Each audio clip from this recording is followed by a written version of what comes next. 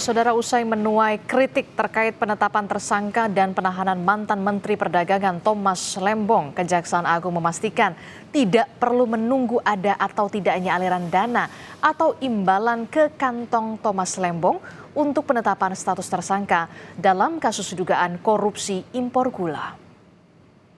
Direktur Penyidikan Jaksa Agung Muda Bidang Pidana Khusus Abdul Qohar menjelaskan kebijakan yang diambil Thomas Lembong saat menjadi Menteri Perdagangan tahun 2015-2016 telah menguntungkan korporasi dan merugikan negara.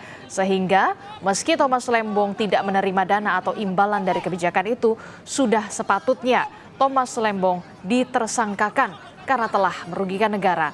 Kejaksaan Agung juga tidak menutup kemungkinan tersangka baru karena masih menelaah 8 perusahaan yang terlibat dalam kasus impor gula.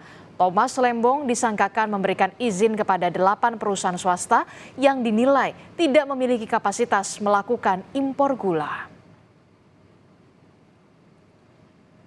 Penyidikan ini untuk tersangka yang kemarin baru 2 hari, ya kan?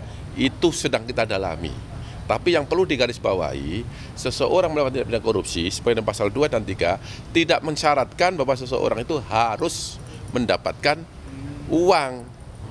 Ketika perbuatan dia melawan hukum, ketika perbuatan dia menyalahgunakan kewenangan, kesempatan karena jabatan keduanya padanya yang dapat menguntungkan orang lain, gitu, atau menguntungkan korporasi, maka dapat dimintai pertanggungjawaban secara hukum. Jadi kalau nanti alat buktinya cukup, pasti kita akan tetapkan sebagai tersangka. Tapi ini kan masih dini, untuk yang lain sabar ya. Oke? Perusahaan itu katanya punya Tommy Winata ya Pak? Waduh, itu saya belum tahu ya, itu penyidik yang tahu.